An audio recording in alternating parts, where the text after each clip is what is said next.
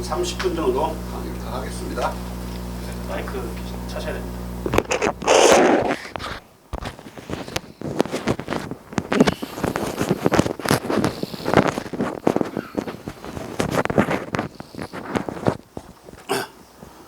다음에 인용할 이 내용은 이 도덕감각이 본능이다, 본성이다라고 하는데 비유를 몸의 팔다리, 몸과 팔다리가 우리에게 고유한 것처럼 그런 도덕감각도 우리에게 고유한 것이다 이렇게 설명을 하는 거예요. 이 육체의 고유성, 육체적 움직임의 본능성 이것을 가지고 도덕 감각을 설명하는 거 이 자체가 맹자식이에요. 맹자는 우리가 사체를 가진 것처럼 사단을 가지고 있다 이렇게 말했거든요. 사체는 뭘 사체라고 그래요? 사체. 사체요. 손, 발, 몸, 네. 머리. 손, 발, 몸통, 머리. 사지가 아니야. 사체는 머리하고 몸통하고 팔하고 손. 손을 두 개로 치는 게 아니라 하나로 치고 발도 다리도 하나로 치고 사체. 그 사체를 가진 것처럼 사단을 가지고 있는 것이다. 만약에 사단이 없다면 우리가 사체 없는 거나 똑같은 인간을 말하는 것처럼 어리석은 것이다 이 말이기도 해요. 그런 취지로 이제 설명을 하고 있어요. 자, 이걸로 읽어봐.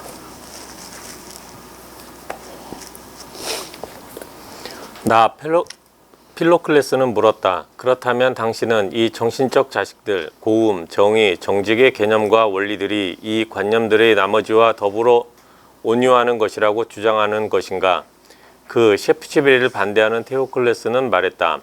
해부학자들은 몸의 원리인 알들, 에그 반대하는 게 아니라 셰프치베리를 대변하는 예, 죄송합니다. 그 셰프치베리를 대변하는 그래서 테오클레스는 두 개가 두 사람이 대화하는 것처럼 대화처럼 쓰여진 철학책인데 테오클레스는 셰프치베리 지가 하고 싶은 말을 대신해 주는 사람이야. 그리고 반대되는 사람은 필로클레스고 여기서 결정적인 말을 잘못 읽으면 어떡해요. 확 구박해본다. 나한테 구박만 하지 말라고 그러는데 문자를 보냈어. 자. 그 셰프치베리를 대변하는 테오클레스는 말했다. 해부학자들은 몸의 원리인 알들이 본유한다고 우리에게 말해준다. 알들이 탄생하기 전에 태아 속에 이미 형성되어 들어있다.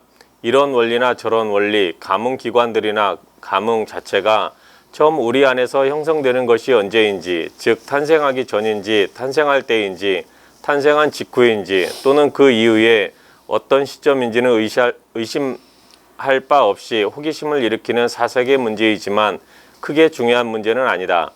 물음은 왜 그게 중요한 문제가 아니냐면 가령 인간이 여러 가지 칠정과 그 사단지심, 사단 칠정을 다 느끼게 될 때까지는 상당히 나이가 좀 태어나서 6개월 이상 막 가야 돼요. 그래야 엄마가 울 때 따라 울고 6개월 이전에는 공감 능력이 없어요. 6개월 이후에 공감 능력이 생겨난다고. 엄마가 울면 6개월 이후에는 같이 따라 울고 그래요. 그런데 6개월 이전에는 다른 아이들이 울잖아요. 그러면 그 아이들도 따라 울어. 저 우는 놈이 자기인지 남인지를 몰라요. 공감해서 우는 게 아니라 그런 경우는 그냥 공조현상? 동조현상이 나버리는 거죠. 그래서 그런 감정 전염이라고 전문용어로 말한다. 그런 경우를. 그런데 나중에 6개월 지나잖아요. 다른 아이가 울면 안 따라 울어요. 근데 엄마가 슬퍼서 울면 그 감정을 공감해가지고 저도 엄마를 측은히 여기면서 같이 따라 울거나 엄마 눈물을 닦아준다. 공감이 생겼느냐 안 생겼느냐를 그걸 알 수가 있어요. 예? 이미 그때부터 동정심을 갖는 거니까 도덕성이 생겨나는 거예요. 6개월 이후부터. 공감 능력도 그러니까 도덕성이라고 하는 것은 공감 능력이 없이는 불가능하죠. 앞에서 내가 단순 감정, 공감 감정 나누었을 때 공감 감정 안에 첫 번째가 도덕 감정이었죠. 공감 감정의 일종이기 때문에 공감이 생겨나야만 도덕 감정은 발동하는 거예요. 6개월이 지나는 경우죠. 근데 가령 이성에 철들었다 그럴 때는 적어도 언제 철들었다 그러지? 10살은 넘어야 철들었다 그러지? 그 이전에는 철이 없어. 애들이 막 아무 때나 떼쓰고 달라는 거 막 쟁취하려고 하죠. 그렇지만은 이성을 가지고 태어난 것도 사실이야. 이성이 문제인 것은 이성으로 모든 걸 다 설명하려고 드니까 그 철학자가 문제인 것이지 이성이 문제는 아니에요. 이성이 감정보다 중요하지 않은데 감정보다 더 중요하다고 설명하니까 그 쪼다 같은 소리가 문제가 있는 거지 이성 자체가 문제가 있는 건 아니라고. 철 들었을 때부터 이성이 생기는 건데 한참 뒤에 생기는 거지 이성은. 말 언제부터 하지? 한 1년 지나야 하지. 네? 한참 말을 해야 이성이 성숙해서 철들었다고 그래요. 왜냐하면 이성이나 논리나 언어는 같은 말이에요.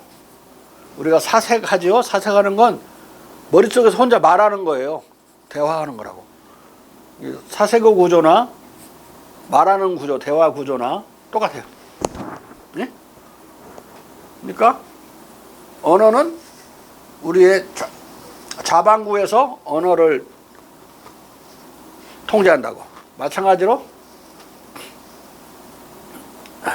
인간의 사색도 왼쪽에서 벌어진다고. 이제 감정 제어와 감정은 이제 오른쪽에서 대뇌의 오른쪽. 대뇌는 대뇌 피질에서 가장 바깥에 있는 게 대뇌예요. 상하기가 쉽죠. 또라이 많이 생겨난다고. 뭐 부닥치기만 해도 충격받아도 딴소리하고 그래요. 사람들이. 교통사고 나면 일단 뭐 한 3, 4일은 딴소리 하는 사람들 많아. 대뇌가 충격을 제일 먼저 받으니까.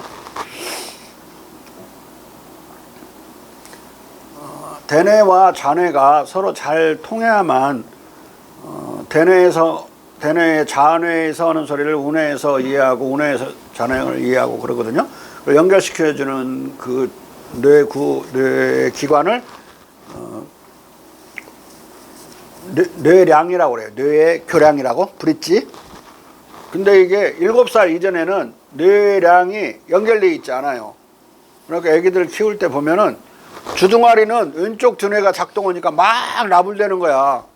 아무 말이나 막 하고 아빠한테도 욕도 오고 엄마한테 욕도 오고 그러놓고 막 뭐라고 하면 입이 잘못했다고 막 지 입을 쥐어뜯고 그러는데 이게 자기가 느낀 것을 언어로 표현해야 되는데 이 느끼는 거 느끼는 대로 따로 있고 말하는 것은 기능은 또 따로따로 발달하기 때문에 7살 이전에는 두 개가 일치하지 않는다. 거짓말쟁이처럼 살아요. 자기가 잘못했다고 그러고 두 개가 일치하지 않을 때는 나라는 말을 쓰기 어렵고 어린이들이 대부분 지 이름을 많이 부르죠. 자기가 뭐 시다면 시다가 그랬어요. 내가 그랬어요. 그래야 되는데 이게 연결이 안 돼 갖고 그런 아이들이 있다. 많지 그런 아이들이. 이 말을 왜 하냐면 언어가 거짓말이 아니고 진실된 언어이려면 오른쪽 뇌에서 느낀 것을 그대로 언어로 표현해 줄 때만 그 말이 참말이 되는 거예요. 여기서 느끼지도 않은 걸 느낀 것처럼 하거나 A를 느꼈는데 B처럼 말하거나 이렇게 되면 거짓말이 되거나 허위의 언어가 되는 거거든요. 언어가 나쁜 것은 아닌데 인간의 공감 능력의 연장선상에 있는 거라면 좋은 거예요. 근데 공감하지도 않았는데 그걸 표현할 때는 사기치는 거죠. 그래서 언어로는 남을 죽일 수도 있고 막 나쁘게 서로 공감하는 수단으로 쓰는 게 아니라 다른 용도로 막 쓸 수 있기 때문에 원래부터 그렇게 발달했죠. 그 두 개가 무관하게 발달했기 때문에 거짓말로만 또 투입할 수도 있고 그것만 또 중시한 사람들은 언어를 그렇게 소통 수단으로만 보는 게 아니라 공감의 연장선상에서 공감을 도와주는 그런 것으로 보는 게 아니라 공감을 처음부터 이 언어를 말하는 자는 말로 전투하는 자로 보는 말싸움할 때도 말 많이 하죠. 사기칠 때도 많이 하고 거짓말할 때도 많이 하고 언어를 아주 나쁘게만 또 묘사할 수도 있는 거예요. 그런 경우에는 언어를 잘못 쓰는 경우 때문에 그렇다. 그럼에도 불구하고 인간이 느끼는 감정은 진실돼요.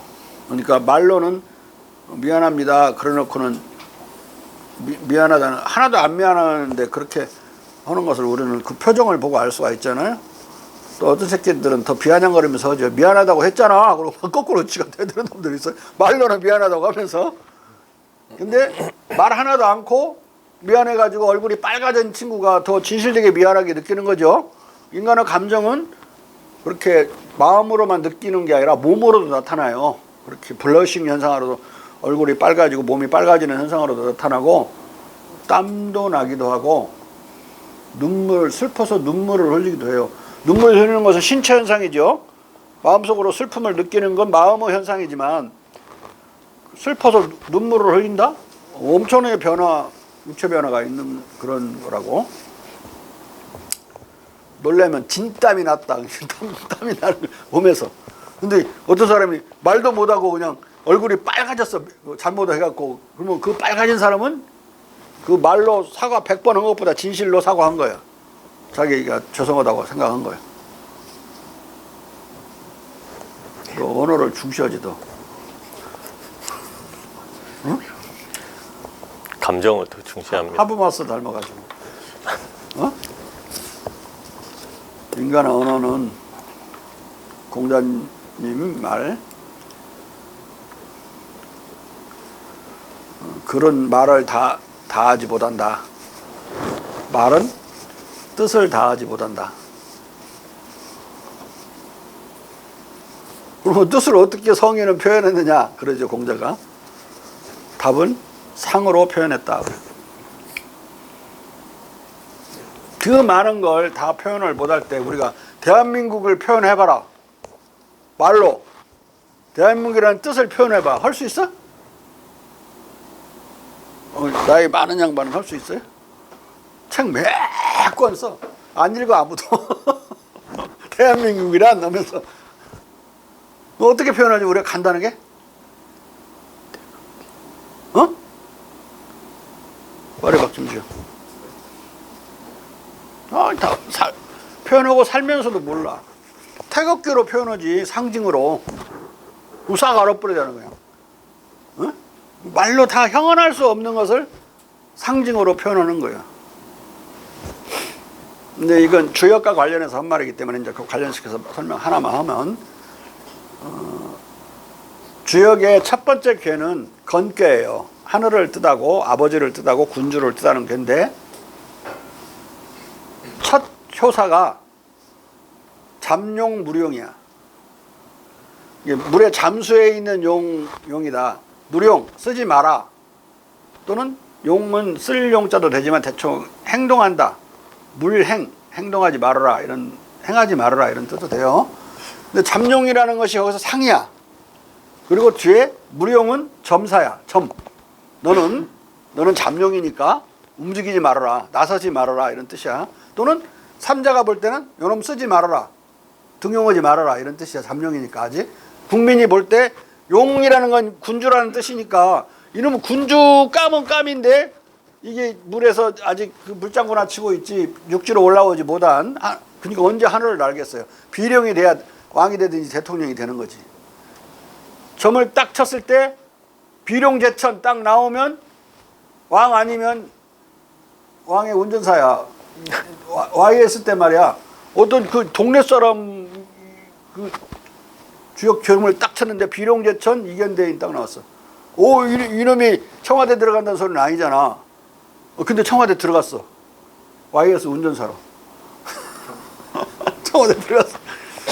이견 대인할 때 대인은 그 대통령 입장에서 표현된 게 아니라 그놈 입장에서 대인이 대통령을 만나보면 이러오리라. 이거 만나서 청와대 운전사 했으니까 그걸로 뭐 대기업 재벌 회장들 운전도 막 하고 나중에 잘 나가. 거기서 청와대 요리사 그러면 잘 나가잖아요. 나중에 그렇듯이 엄청 잘 나가. 중대한 사람들 운전만 해 나중에. 근데 자 밑에 그 현룡제전 그 밑에 있는 게 잠룡이에요. 그 잠룡이라는 딱 두 자로 전체 형국을 상징한 거야.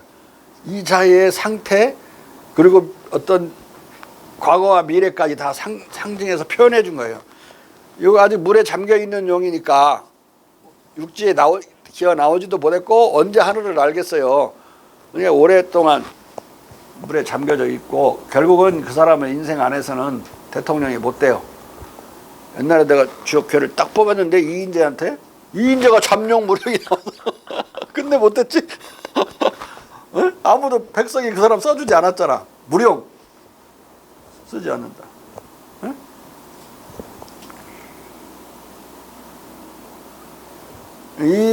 이인재라는 사람이 누군가를 무령이라는 한마디 상으로 딱 표현해 준 거예요. 대한민국을 태극기로 딱 표현하듯이. 알겠죠? 성인은 그러면 뜻을 어떻게 그 복잡한 뜻 또 깊은 뜻을 어떻게 표현하느냐? 상으로 표현한다 그랬거든요.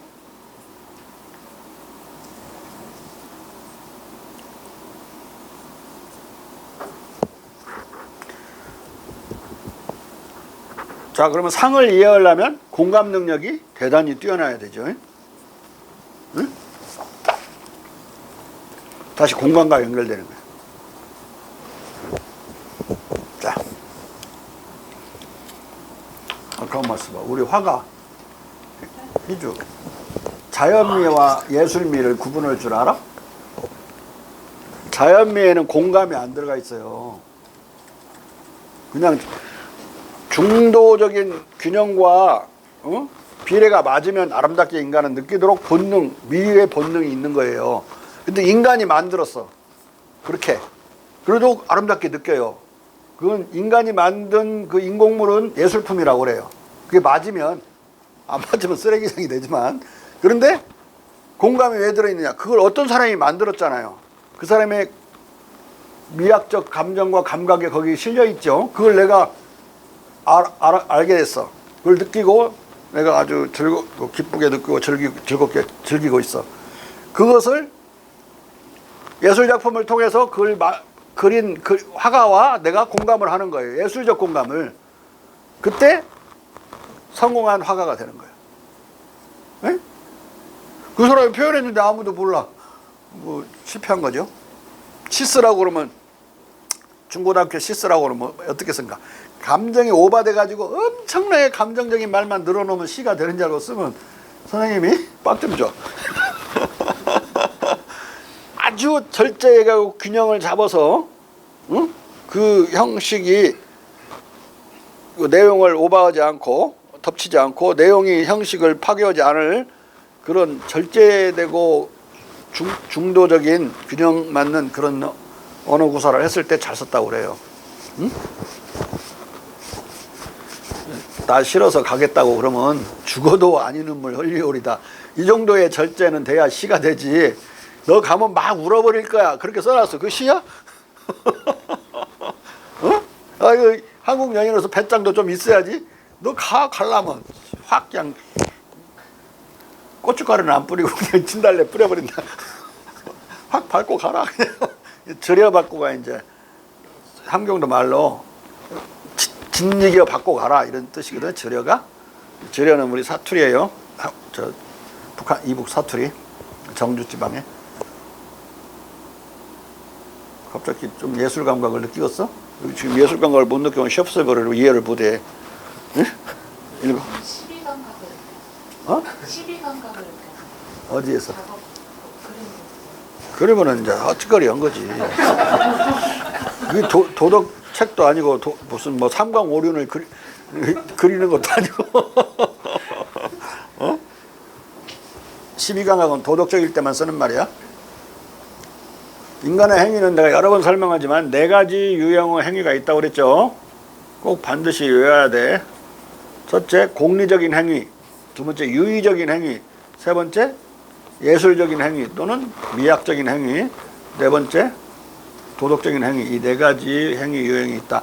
이거 외에는 인간이 행위를 안 하느냐? 다른 거 해요. 뭐 탐구도 하고 뭣도 하고 탐험도 하는데 그런 거 보통 사람이 하는 게 아니고 탐험가는 하는 거고, 또 체육인이 뭐 그런 하는 걸 행동은 그런 건 행위가 아니야. 그건 동작이라고 그래. 우리가 운동하고 할 때 그 동작 기능 체능이라고 그러죠. 우리가 사회적 행위 그럴 때는 의미가 있는 인간의 액션이야. 첫째, 공리적인 행위는 공리적인 의미가 있는 거예요. 어떤 의미? 이익의 증감의 의미가 있는 거라고. 돈을 벌려는 행위나 비즈니스 또는 기타 권력을 얻으려는 권력 행위 이런 건 다 공리적인 행위예요.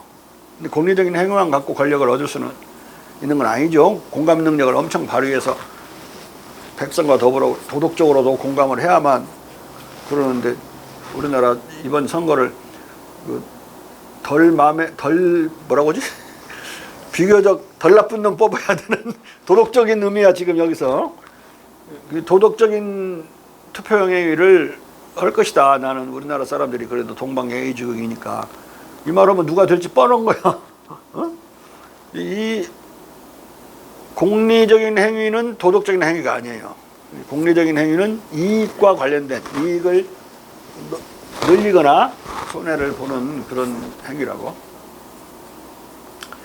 공리는 공은 노력한다는 뜻이고 리는 이익이라는 뜻이야. 공리적 할 때, 공리주의 할 때. 귀공자, 공직 할 때 공이 아니고 공돌이 할 때 공자 옆에 힘력자 쓰는 거, 그 공. 그 다음에 유의적인 행위는 공리적인 행위로 일반인들은 대부분 살다 죽어요. 돈 벌고 막 거기서 쾌락을 느끼고 많이 벌고 또 번 걸로 먹고 쾌락을 느끼고 이러면서 대충 사는데 또 그것만으로도 또 못 살아요.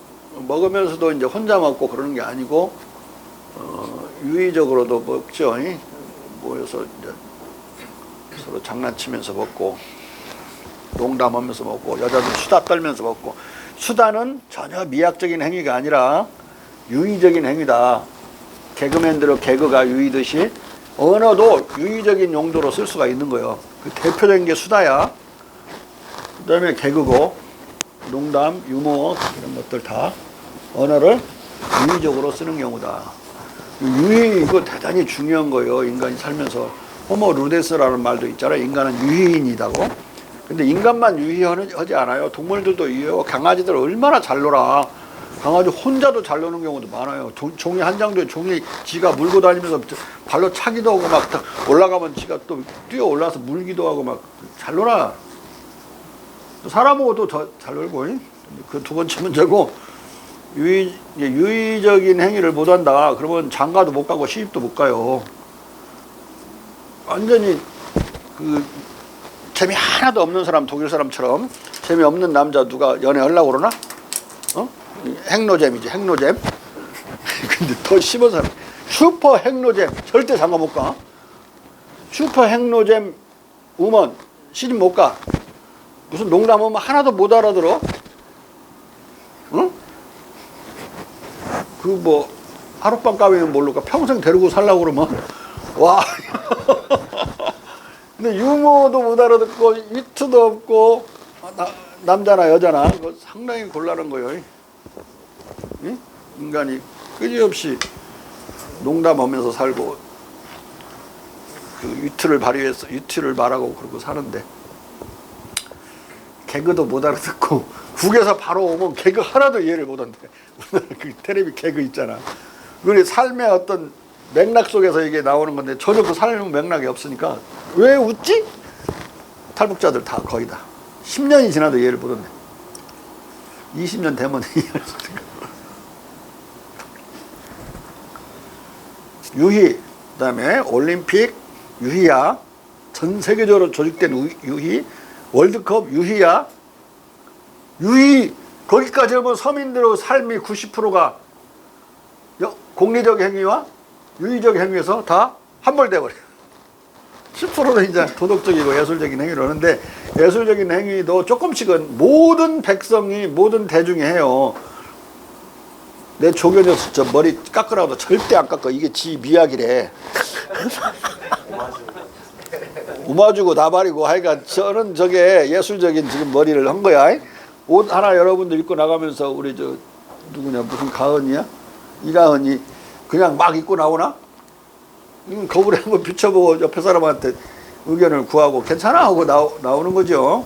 그건 이제 미학적으로 너무 촌스럽거나 뒤떨어지지 않느냐 이렇게 물을 수도 있고, 도덕적으로도 물을 수 있죠. 너무 짧은 치마인가 이런 거 물을 때는 이제 도덕적인 풍기 때문에 이제 묻는 건데, 그런 경우는 많지 않고, 지금 겨울에는 추워 죽겠는데 무슨 짧은 치마야, 이게 괜찮은가 이걸 묻는 거야. 남자들 또 그냥 옷 입지 않죠.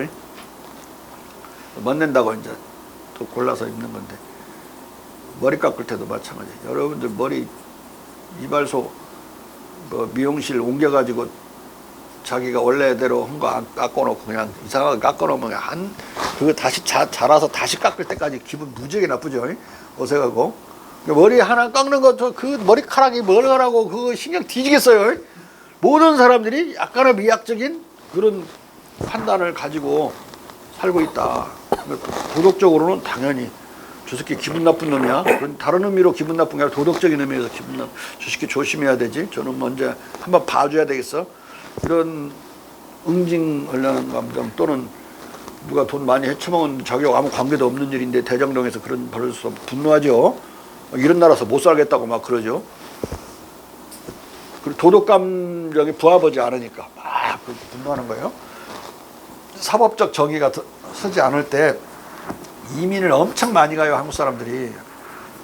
옛날에는 많이 그랬어요. 오늘날은 좀 나아졌다고 그러는데도 뭐 이런 사태가 벌어지니까. 그러니까 이 네 가지 행위, 공리적 행위, 유의적 행위, 예술적 행위, 도덕적 행위, 이 네 가지 행위를 대체로 인간은 하고 산다. 여기서 이제 초연하게 사는 사람들, 뭐 대인 군자들은 공리적인 행위나 유의적인 행위 이런 데에 몰입하면 안 되는 걸로 대중은 생각해요. 벌써 공직을 가려는 사람은 공리적인 행위를 하면 안 된다고 생각을 해요. 돈을 밝히면 안 된다. 뭐 그 자리가 얼마나 높은 자리인데 그걸로 좋게 해야지. 뭐 거기서 돈을 밝히냐. 대중은 이해를 못해. 그냥 때려 죽이고 싶어요. 그런 사람들. 왜? 그러지? 자기들은 밝히면서 공직에 간 놈은 절대 밝히면 안 된다고 생각을 해요. 그러니까 초연하게 살아야 된다. 재미없어도 해야 되고, 뭐 추해도 해야 되고, 예술적인 것도 유의적인 것도 공리적인 것도 초월해야 된다. 도덕적으로 살아야 된다. 뭐 교수나 공직에 있는 사람들이나 또는 그 성직자들 다 거의 비슷한 관점에서 대중들이 바라본다고. 응? 그 교수님 막 눈사람 같다 그러면 여러분들이 나 존경할 거야? 어? 교수님은 눈사람 가나 막 이상하게 생각하죠. 옛날에 정치인들이 요정에서 하던 때도 있었지만은 그 군발의 시대가 끝나고 나서 그 노무현 시대가 벌써 들었으니까 50만 원까지 그 공직자 법카로 긁을 수 없어가지고 요새 막 돌려막기 하고 막 그러죠. 노통이 말이야 49만 원까지만 쓰게 막아버린 거야. 그러니까 졸지에 강남 눈사람이 쌍망해버렸죠. 옛날에는 그냥 법카로 눈사람 드나들고 그랬었는데 그 다음에 눈사람 가는 것이 이상해진 거야. 그리고 이제 6개월 7개월 있다가 정대철 씨가 노통이 부르니까 들어가고 정대철 등 한 대여섯 명 들어가서 노통이랑 술을 왕창 마셨어요. 근데 뭐 저녁에 마실 수 없잖아요. 마시다가 11시쯤 나온 것 같아. 나가라니까 나와갖고 강남에서 술을 마셨는데 술값이 500만 원이야. 500몇여만 원이야. 누가 긁었느냐가 이제 문제가 된 거야.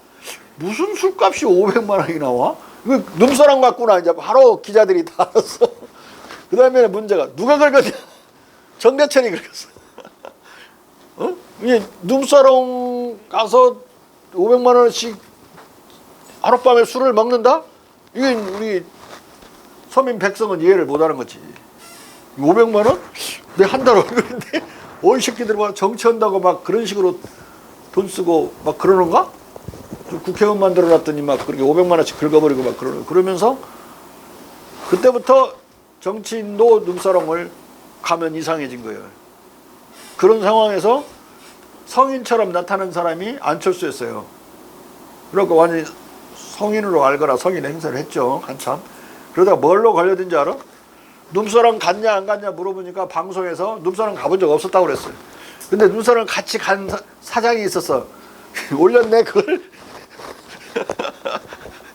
컴퓨터에 올렸어 인터넷에. 어? 같이 갔는데?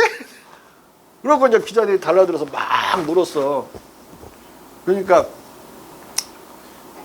아주 비좁게 또 옹색하게 나온 말이 가긴 갔는데 나는 여자들하고 안 놀았다. 그래서 말 다 있었네. 거기까지 해서 정치인은 눈사람 이제 못 가는 시대가 요정 정치 시대에서 눈사람도 못 가는 시대로 끝났으니까 강남의 눈사람은 다 망해버릴 수밖에 없는 거죠. 하룻밤에 1,000만 원짜리 아니면 이제 없어. 옛날 눈사람 모조리 소주방으로 다 바뀌었어. 1,000만 원짜리는 이제 뭐 재벌 3세 애들이 가서 먹으면 그 정도 나오는가 봐. 그건 이제 별세계니까 이제 그렇게 하라고 일반 우리 국민들은 용납하지 않아요. 정치인이 눈사람 가는 거. 용납하나? 어? 그걸 법카로 긁어? 어? 닭백숙 마냥 그것도 지금 닭백숙 긁고 갖고 난리인데 그걸 눈사람 긁어. 지도로 가도 뭐라고 할 거예요. 자, 읽어봐.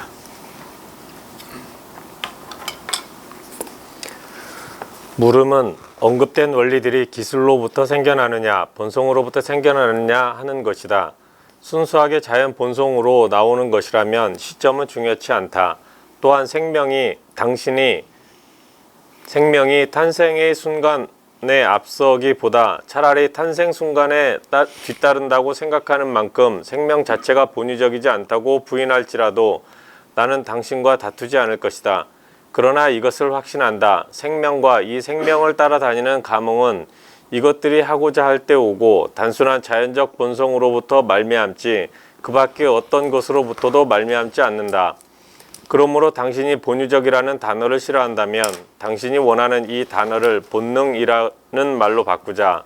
그리고 기술, 문화, 훈육을 배제하고 본성이 가르쳐 주는 것을 본능이라고 부르자.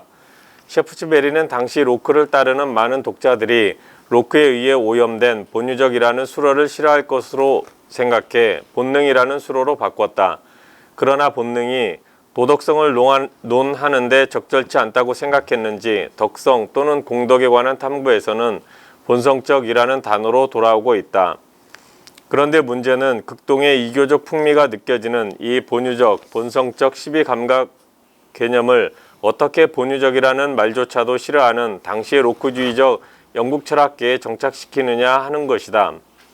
이를 위한 유일한 방도는 고대 그리스 철학의 권위를 동원하는 수밖에 없었다. 테오클레스. 여기서 공자의 권위를 동원하면 바로 파탄이야. 이거 이교도의 이교도의 철학을 받아들였네. 알만한 사람은 다 공자를 사랑하고 공자를 존중하고 숭배했지만 절대 글로 쓸 수 없는 그런 기독교 신구파 간의 기독교가 서로 총 들고 서로 싸우고 칼로 죽이고 그런 세월이 지금 얼만데 거기서 또 조그마한 기독교도들 안에서 구교와 신교의 조그마한 교리 차이로 그렇게 죽이는데 이교들을 끌어다가 도덕 철학을 새로 발전시키려고 그런다? 용납할 수가 없는 거니까 이제 절대 여기를 쓰지 않고 옛날에 뭐 서양에 뭐 끌어대는 거예요. 자. 테오클레스, 셰프치베리는 필로클레스가 본성적 시비감각 대신에 에피쿠리언적 용어, 기성관념, 프롤레페이스를 쓰는 것을 인용한다. 그러나 이것은 시비감각이 관념이 아니라 감각적, 감정적 인상이기 때문에 부적절한 것이다. 그러나 이때는 여기서 여러분들이 관념과 인상을 구분해야 돼요. 관념은 인간의 사유, 이성작용으로 만들어지는 거야. 관념은 지식이야. 일종의 지식이다. 영어로도 I have no idea of it. 난 그것을 전혀 몰라. 몰라. No idea. 그러면은 모른다는 소리야. no knowledge나 똑같은 말이야. 그런데 인상은 이 관념이 만들어지기 전에 감각이야. 감각으로 느낀 거. 느낀 것을 사고로 한번 전환시키면 관념이 되는 거거든요. 꽃이라는 걸 봤을 때 그 꽃을 인상을 내가 느꼈죠. 그 인상을 다시 관념으로 바꾸면 꽃이라는 범주 또는 개념이 되는 거예요. 뒤에는 사고작용이고 앞에 느낄 때는 필링이라는 감정 감각작용이에요. 근데 앞에 자꾸 존 로크와 비교해서 나오는 존 로크는 어떤 인식을 하려면 일단 감각으로 어떤 경험을 해야 될 게 아니야. 경험을 하면은 앞에서 우리가 흙과 돌멩이를 봤다. 그러면 돌멩이에 대한 관념이 본유하지 않다고 그러면서 그 흙이나 돌멩이의 인상도 본유하지 않다고 그래요. 흙이 검은색이라고 우리가 인상을 느끼죠. 가령 흙토인 경우에는 또는 빨간 황토인 경우는 주홍으로 느낀단 말이에요. 그건 이제 인상이에요. 인상. 임프레션 또는 공자 말로는 심상이라고. 어? 심상은 이네이트, 본유적인 거예요. 인간이 타고나는 거라고. 빨강이라는 관념은 타고나는 게 아니라 인간이 사유로 만들어내는 거지만은 빨강이라는 심상은 타고나는 거다. 심상을 타고나지 못하는 사람도 있죠. 뭐 사람이 장애인도 있는데 그런 정신적 장애인도 있어요. 그걸 빨강 뭐라고 하지? 생맹이라고 그러지. 생맹. 빨간색 생맹은 조종사도 못 되고 군대도 안 가고 화가도 못 돼. 고추도 못 따. 텔레비에 나왔는데 할머니하고 할아버지하고 둘이 사는데 할머니를 도와주질 못해요. 고추 농사를 엄청 짓는데 빨간 것만 따야 되는데 할아버지는 이게 녹색으로 이게 완전히 정록 생명이란 말이야. 보통 빨간색만 못 보는 경우가 있지만 대체로 빨간색과 녹색을 같이 못 봐버리는 경우가 많아서 정록 생명이 많은데 그러면은 이게 파란 고추, 빨간 고추 구분을 못 해가지고 빨간 고추만 따서 장에 내야 되는데 못 따요. 그럼 못 도와주더라고. 그냥 그 고추만 언덕에 앉아 있어 계속. 못 도와줘서 한탄이야 맨날. 한번 시켰대야. 그랬더니 다 따버려가지고 할머니요 내려오지도 못하게 거기 그 논두렁에서 내려오지도 못하게 들어오지도 못하게. 아 이게 무슨 말하면 이렇게 자꾸 젠세이 넣는 치고 자꾸. 그러니까 그 여기서 부정적인 케이스지만은 이 인상 즉 심상은 타고나는 것인 줄 알겠죠. 안 타고나는 사람이 있는 걸 통해서 알 수가 있어요. 못 타고나면 못 보는 거예요. 그걸. 빨강이라는 관념을 이 사람은 배울 수 있어요. 옆에 사람한테서. 근데 빨강이라는 심상은 없기 때문에 빨간색이 끝내 뭔지 내용을 몰라요. 무슨 말 알겠죠?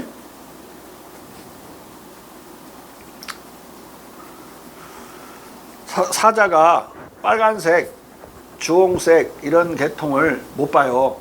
소도 못 봐. 그러니까 무슨 빨간 깃발로 무슨 투 한다고 그런 거 빨간색 때문에 화나는 게 아니라고. 앞에서 무슨 깝죽대니까 화가 나는 거지.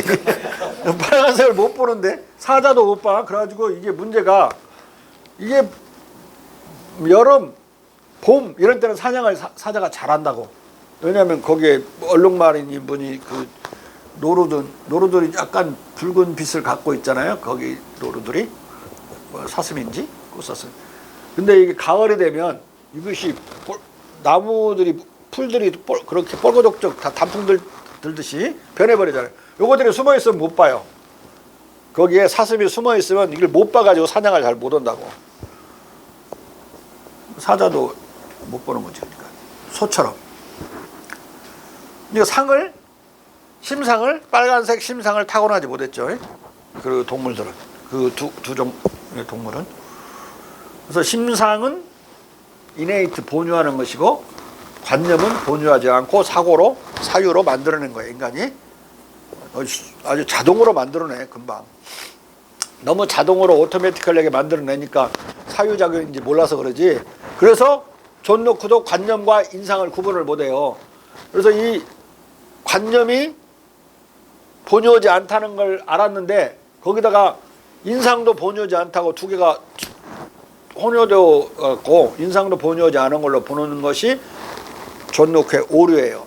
그러니까 애기와 애기 목욕시킨 물을 던지면서 버리면서 애기까지 버려버린 거죠. 그러니까 이 인상은 본유하는 것이다. 그래야 인간이 볼 수가 있죠. 관념은 각 나라마다 관념은 빨강이라고 표현할 수도 있고 영어로 레드라고도 할 수 있고 관념은 다 다를 수가 있어요. 그렇지만 하나를 가리키죠. 즉 빨강이라는 인상을 가리킨다. 그건 모든 인간들이 타고난 거야. 빨강이라는 인상은. 근데 이걸 구분한 사람은 데이비드 휴미야. 관념과 인상을 구분한 사람은. 공자는 처음부터 구분했고 처음부터 공자는 구분했다. 이 공자는 심상은 하늘에서 제천성상이라고 그랬어요. 심상은 하늘에서 만드는 것이다. 응? 이건 천성이라는 소리예요. 타고난다는 소리라고. 공자가 2400년 500년 전에 나중에 서양 철학 3000년 뒤에 서양 철학을 능가했을 뿐만 아니라 이걸 구분할 줄 알게 된 것부터가 이제 공자 철학과 영향 속에서 구분할 줄 알게 된 거예요. 이걸 구분을 해야만 이 지금 도덕이라는 그 관념이 만들어지기 전에 도덕 감정이라는 것이 먼저 있다는 걸 알게 되는 거지. 감정은 인상이니까. 감각이나 감정은 모조리 다 상이야. 심상, 마음속의 상이라고. 인상. 인상이라는 말은 서양 말로서 대단히 부적절한 말이에요. 번역은 우리가 잘한 거죠. 임프레시온을 임프레스 누른다는 소리야. 아비는다는 소리. 도장 찍는 인자거든요. 번역은 잘했어요. 근데 영어 자체가 잘못되어 있기 때문에 영어 자체가 잘못된 것은 원래 히라버가 잘못되어 있는 거예요. 그걸 영어로 이제 또 갖다 쓰니까 이 아비는다는 말로 된 거예요. 왜 그러냐면 소크라테스가 인간이 머릿속에 두뇌가 뇌수가 그 밀랍이라고 생각했어요. 그리고 밖에서 두른 것이 거기다 깍 찍어갖고 인간이 사물들을 알아보는 걸로 경험적으로 알아보는 걸로 생각해서 밀랍이 아빈되는 걸로 생각해갖고 이 인상이라는 임프레션이란 말을 써요. 그러니까 거기서부터 잘못된 거죠. 그러니까 서양 철학 전체가 왜곡되는 거라고. 서양 철학은 이런 기본 철학이 잘못돼서 왜곡되고 또 다른 것은 언어의 인구어의 강제에 의해서 왜곡돼요. 많은 경우에. 우리는 가령 지근욱 조교는 여성이 아니다. 그렇게 말할 수 있죠. 남자니까 여성이 아니다 이렇게 말하는데 영어로는 not이란 말이야. 독일 말은 nicht. 부정해버린단 말이야. 여성을 부정해버려. 네? 부정문이라고 그러지. 여성이 아니다라는 말은 부정문이라고 하잖아. 근데 부정한다는 말이 얼마나 센 말이야. 이 서양 말은 그냥 아니다, 다르다라는 말하고 부정한다, 대립한다. 대립은 대결이지. 모순이다. 이 말들이 not이라는 말 속에 다 들어있어요. 그러니까 이스라엘 유대인은 독일인이 아니다 또는 독일인은 유대인이 아니다 그러면 부정해야 되니까 독일인은 유대인을 죽여야 되는 거예요. 근데 우리말이 그렇게까지 막 남용돼 버리는가? 그 아니라는 말이? 아니라는 말은 디퍼런트라는 말도 되고 또 그런 반대라는 뜻도 되고 여러 가지 다양성이 있다고 생각하는 건데 그렇게 바로 부정을 해버리는 대립 부정 의미로만 고착되는 걸 우리나라 아니다라는 말은 거부한다고. 근데 서양 말은 그러지 않아요. 디퍼런트라는 뜻은 없어. 디퍼런트는 바로 대결이야. 반대, 대립, 막 대결. 그렇다고. 언어의 문법적 강제로 대립이 돼버리는 거예요. 컨트라딕션이. 위험한 사고 체계가 그 언어 안에서 생겨나요. 그들이 맨날 전투만 생각하고 전쟁만 생각하고 그러니까 언어도 그렇게 돼버린 거야.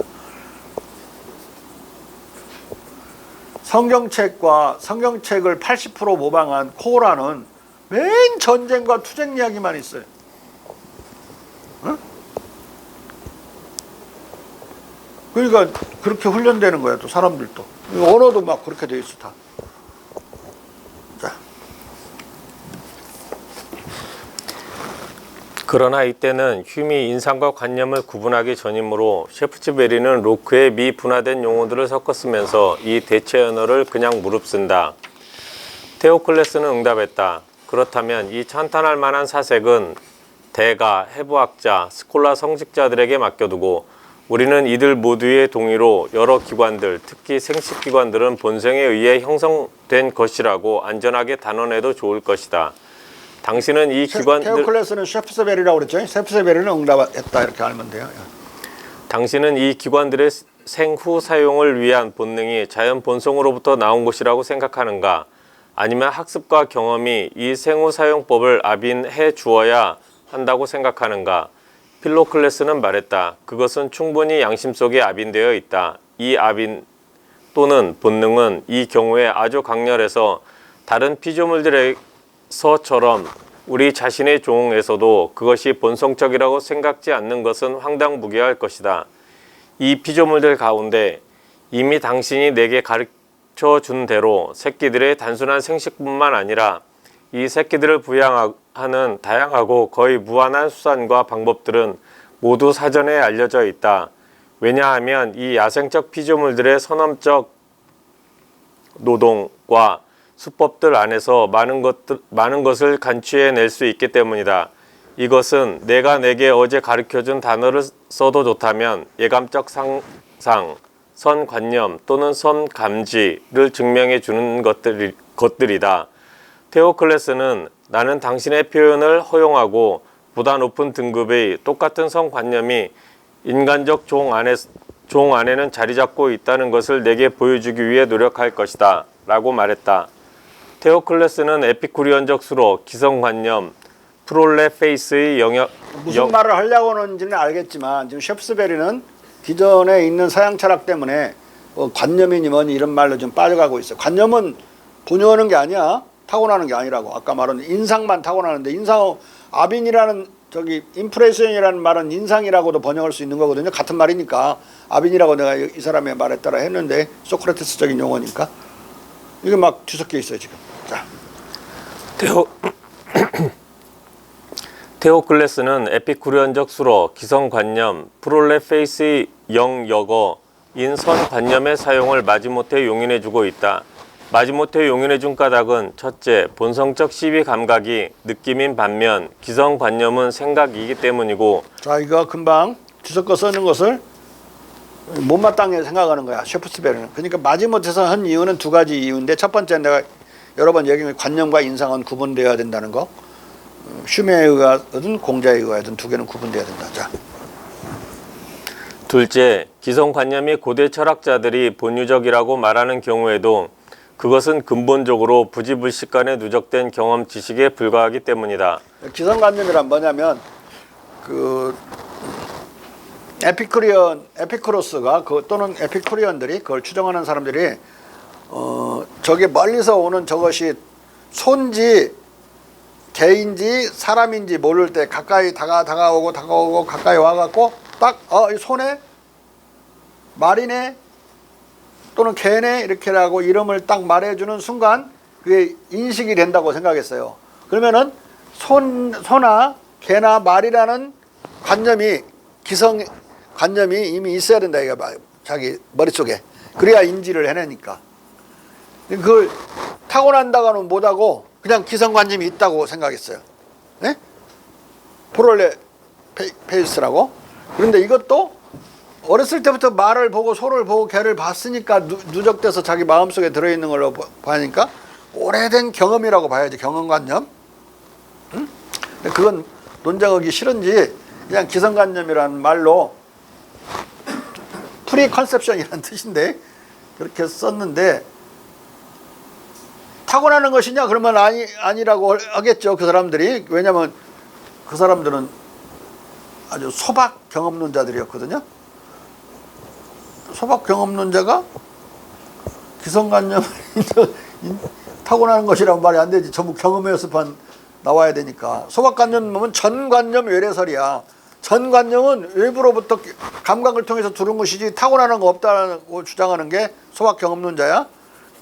그 근대 대표적인 소박 경험론자는 토마스 홉스다. 토마스 홉스의 리바이던의 첫 규절은 인간의 모든 소트는 외부에서 들어왔다 이렇게 말하거든요. thought라는 말을 썼어요. 관념이랑 같은 말이야. 지식, 관념, 생각 다 같은 말이야. 영어 철학계에서는 모든 생각이 외부에서 들어왔다고.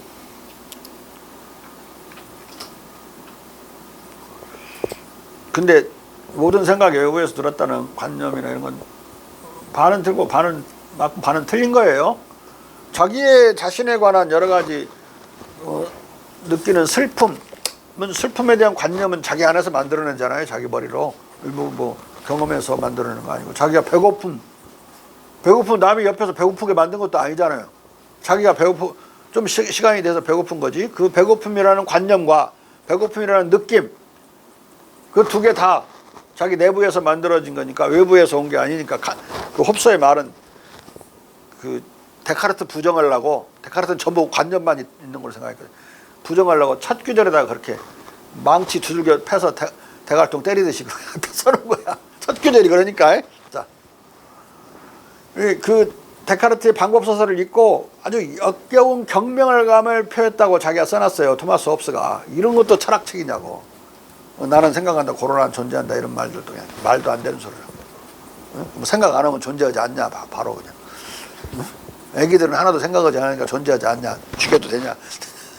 그러면 잠자면 생각하지 않으니까 우리는 존재하지 않는 거냐. 의문이 엄청 많이 나오죠. 생각한다, 나는 존재한다 그러면. 칼막스는 그러겠지. 말 같지도 않은 소리고. 나는 노동한다, 코로나로 존재한다. 칼막스는 그러겠죠. 노동 안 하고 어떻게 먹고 사냐고. 존재할 수가 없지. 프랑스 구두주의자들은 그렇겠죠. 그것은 생각한다, 코로나는 존재하지 않는다. 우리나라에 생각난다라는 말이 있죠. 굳이 영어로 표현하면 it thinks, 생각난다. 그것이 생각하는 거예요. 그 구조가. 나는 존재하지 않아. 그것이 생각하는데, 존재하려면 그것이 존재하겠지. 구조가 존재하겠지.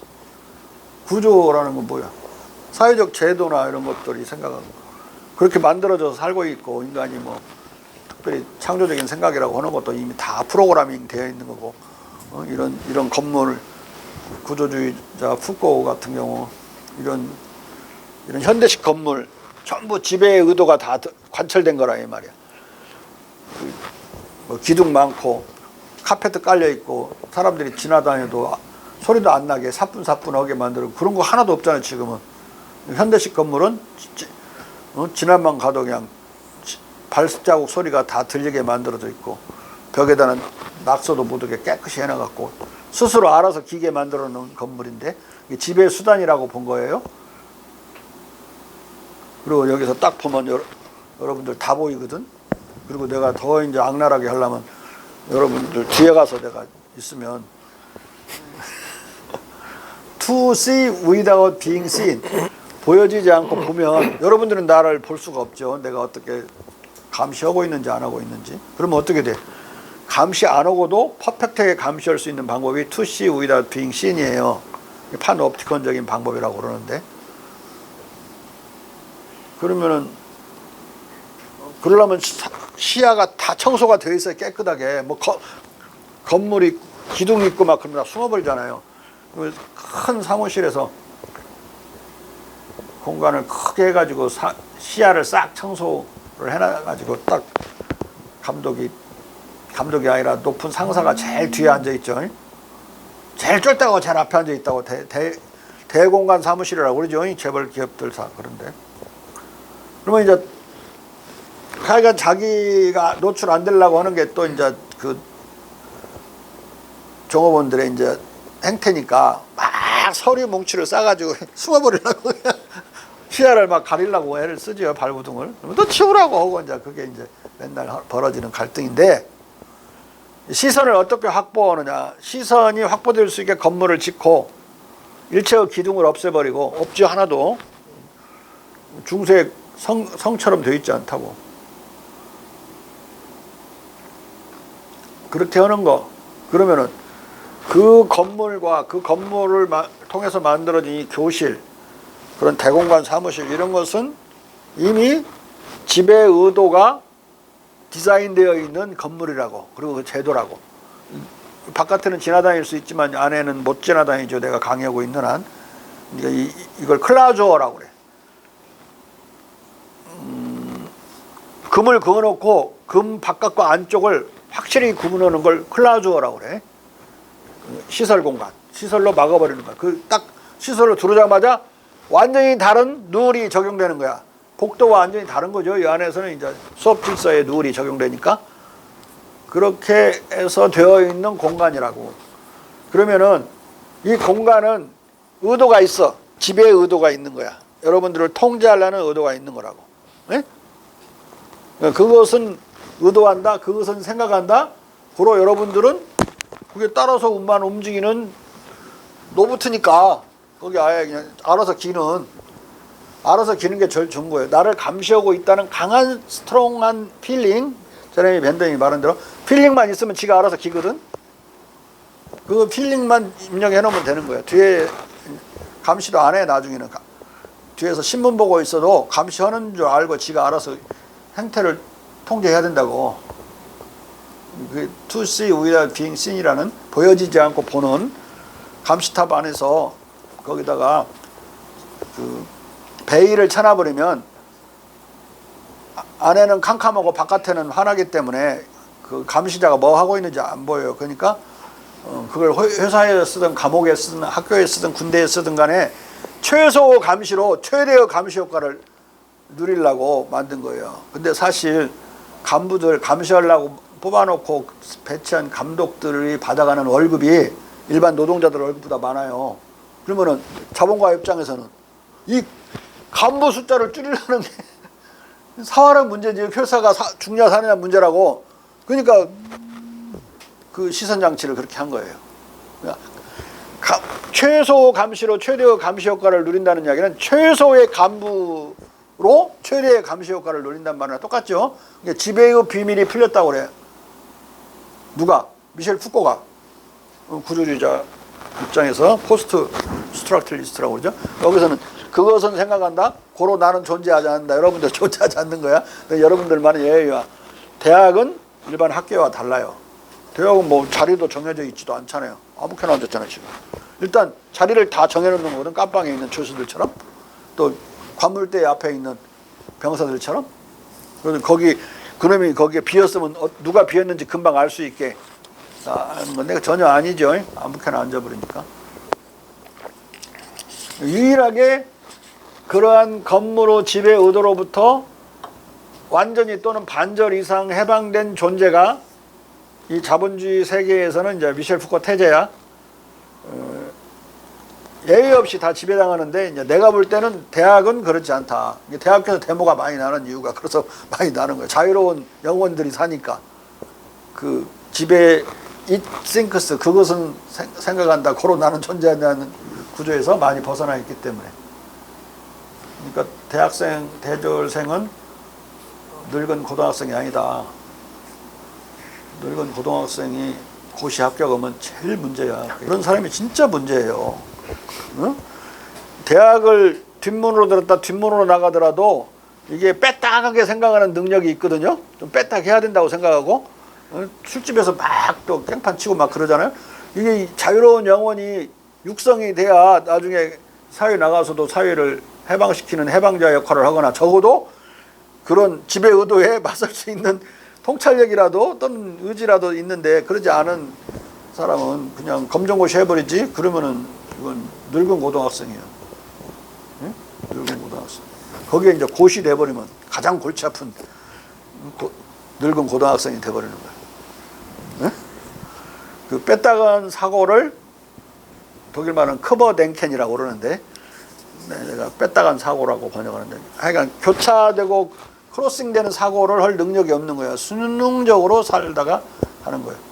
그러니까 이 to see without being seen의 원리는 감옥에도 그대로 똑같고 군대에도 똑같고 작업장도 똑같고 사무실도 똑같아요. 그러니까 미셸 푸코는 자본주의 사회는 완전히 그 구조로 되어 있다고 본 거예요. 근데 나는 물론 그 태제는 너무 일면적이고 우악스럽다고 생각하죠. 왜냐하면 거꾸로 그런 감시자를 감시하는 시선이 있잖아요. 민주주의 사회는. 감시자면 청와대에서 다 감시한다는 소린데 청와대에 있는 사람을 감시하잖아요. 백성이. 그 감시하는 또 기구들이 많고 신문이 전부 감시하는 거 아니야. 다른 시선이 또 존재하는 거야. 감시하는 시선만 있는 게 아니라 감시자를 또 감시하는 시선이 있어서 두 개가 막 상충돼서 많은 교착과 갈등이 일어나는 사회가 자본주의 사회고 아니 자유민주주의 사회인데 북한은 어떻게 되겠어? 상쇄시키는 다른 시선이 없지.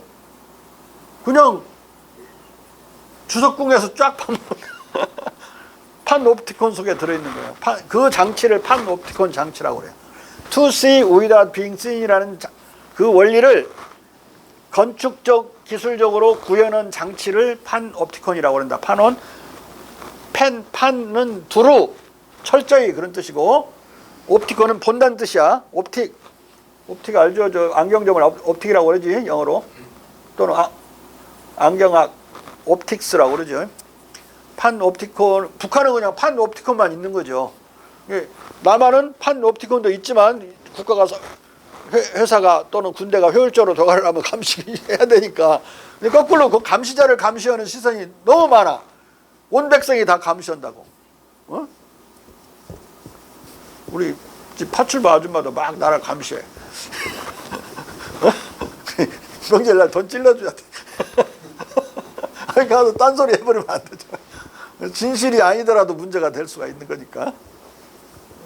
나의 안전을 위해서 매수하는 거지, 매수. 그렇게 감시자가 서로 교차해서 감시할 수 있는 사회고, 이중적인 사회고, 남한은 자유 공간이 있고 숨쉴 공간이 있는 거지. 다른 시선이 있으니까. 북은 없는 거야. 아까 단순하게 묘사한 푸꼬의 그 말이 거의 99% 맞아 떨어지는 사회가 북한이야. 네? 그러면 북한이 이해가 가죠. 북한을 이해하려면 구조적으로 이해를 해야 돼요. 그런 구조에서는 it thinks, 그것은 생각한다. 구조는 생각하는 거죠. 의도적으로. 나는 존재해야 된다. 북한 사람들 존재한 적이 없어요. 네? 자기를 자아를 갖고 사는 적이 없다고. 맨 사랑 노래 끝에도 수령정기 장군님 덕택으로 사랑을 하고 장군님 덕택으로 행복하고 막 이렇게 말하니까.